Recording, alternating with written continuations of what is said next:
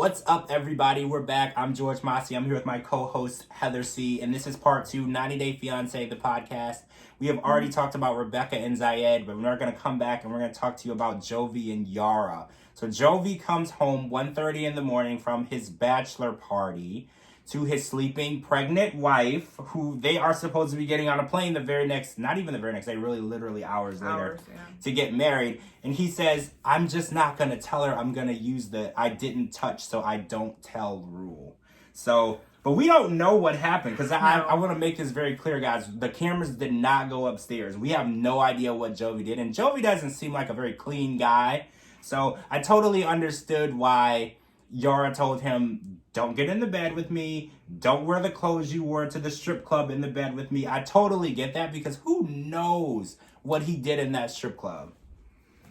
I don't think I want to know. I mean, the fact that he knows all of them alphabetized by name, social security numbers, and all that good stuff, I could just imagine what went on and what he did not want to tell anybody that went on. And I felt so bad for her, because if we remember correctly, she had fell earlier that day. Yeah. So not only was she probably hurting from falling, she's pregnant, she's stressed out because he stresses her out. And, you know, she's going to be flying to another place to get married. And she really was like not herself. She let him go and do something that she knew that he would like. Because I know I would be like, ugh, no, you're not going there, but that's just me. And he totally took advantage of the fact. So he did. I think that was messed up. He also, I want to bring this up, Gwen was allowed to go, which is Jovi's mom. Yeah. But what she mentioned last night was Jovi then in turn invited all his friends. So it's now turning into a frat Vegas party and not her wedding. So she's completely annoyed. And as they got to the airport, we could see the annoyance, because she told Jovi, she was like, I kind of feel like instead of getting on a plane and going to Vegas, I should just get on a plane and go back to the Ukraine. Because she's just sick of the compromise. She's sick of being dismissed. The way she feels and what she wants is just not important. Jovi doesn't care. His mom doesn't care. No one really cares how she feels. And as a pregnant woman, you know, a lot of feelings are going on and she needs to be heard and no one's hearing her. And I just feel like, are they going to make it to Vegas? Are they going to make it down the aisle is what I'm really wondering, because the way things are going, if she marries him, I feel like it could be a mistake. You know, he's not really showing her that he's going to be a good husband.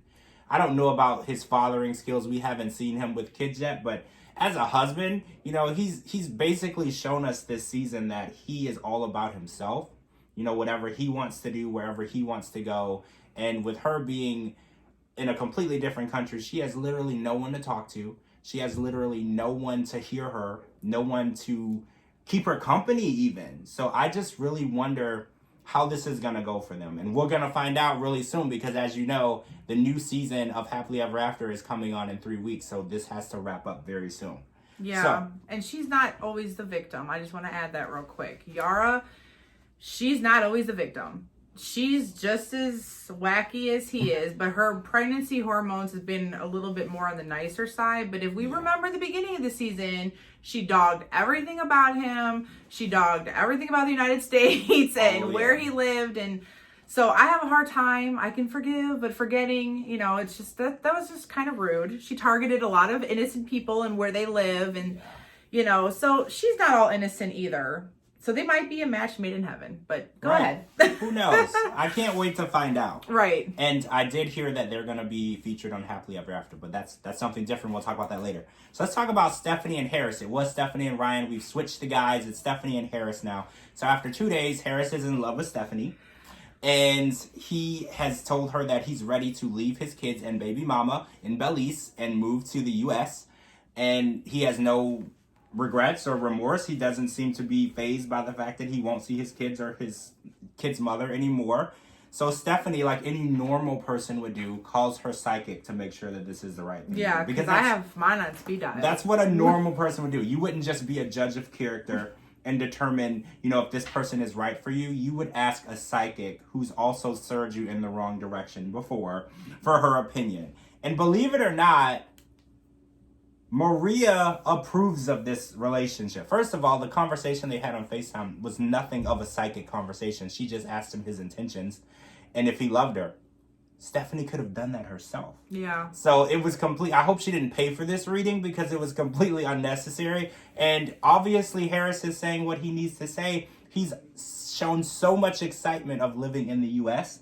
and being an American citizen and making extra money and living in bigger homes. So I don't know what his intentions are, but I'm pretty sure I know what they are.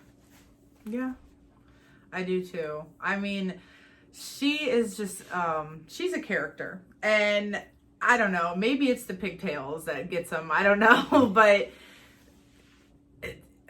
I think that his motives and intentions are that he's going to say whatever she wants to say till the papers come through. And then he can get his name instead of Ryan's name, come to America, and then I'm sure he'll try to bring his kids and the baby mama over here as well later in life. But that's just what I think. I don't know what to think. Stephanie just throws me a curveball every week. I can't read Stephanie. I don't know what she's going to do. I don't know what she wants. Because somebody, right, she wants someone, but doesn't matter who. She wants somebody to control. She wants to. It's almost like she plays the mother role in her relationships. Yeah, she likes to be able to be the dominant one, the one that pays, the one that they have to answer to. So it's almost like she preys on people that don't have as much as maybe she does, just so she could be the dominant one in the relationship. I'm not even convinced that she really likes him. I think she just likes people that she can manipulate and that she can take and be like, you know what? You're mine and you're going to do what I say and this is how it's going to be. That's just how I get from her. At least that's what the last relationship looked like to me. I see exactly where you're coming from. All right, so let's talk about the crazy last scene of the episode last night. So Mike and Natalie, first of all, let's start off before this. They were having a great night. It was a barbecue at home the night before the wedding. All smiles, all happy, hugging, lovey-dovey, everything's great. And out of nowhere, the scene changes. Natalie is literally hysterically crying. Mike has informed her that he cannot marry her. That was it. Didn't give any other reason and left the house. Left her there, and she's literally alone at the house. 3 days left on her visa. She has to go home. She has no idea how because she has no money.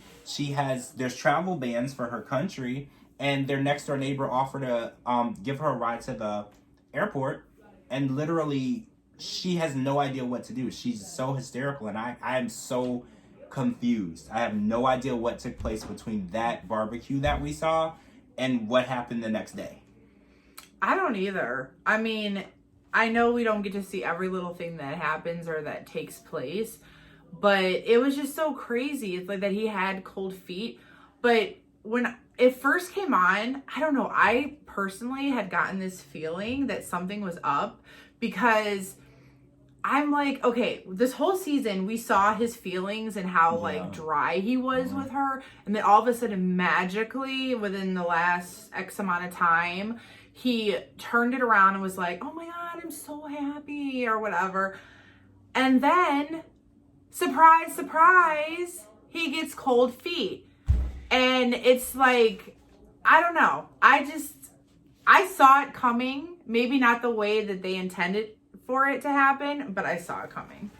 I mean, I always felt that they weren't right for each other. And I always felt like a marriage would never happen based on the way they treated each other. They're very toxic. Yeah. But I do believe Mike knew ahead of time that he wasn't going to go through with the wedding. And I do too. I disagree with the way he handled it because Natalie can be a very annoying person. Yeah. But no one deserves to be led on the way that she was. She literally went to bed that night thinking that she was marrying this man and then woke up the next morning and didn't. And I believe he knew that. It's not as bad as being left at the altar, but it's just as bad. I mean, either way, she had to be the one to make the phone call to cancel the person marrying them. Yes, it was just... He couldn't even do that. He literally she was hysterical. Told her he wouldn't marry her, jumped in the truck and left. No, like, I can't even imagine. And it's like, I'm not a fan of Natalie at all, but I sympathize with her. No woman should ever have to go through that. It was just hurtful to feel rejected, to feel like led on, to feel left alone. And then not only that, he waited until there was 3 days left in her visa. She literally has to leave. Yeah, he can't even repair it. It's not even enough time. All right, so that's it for part 2. I can't wait to see what happens because Yara is trying to get on a plane, but we don't even know where she wants to go because she said she kind of wants to go back to her home country. And we don't know if Natalie is going to be getting on a plane or if they're going to work out. I mean, technically there's 3 days, but based on the way she was throwing his clothes around the room, it didn't look like anything was going to take place. So also, we don't know if maybe Harris is already here. So we're going to find out. Like I said, there's a few weeks left of the show. I can't wait to see what's going on.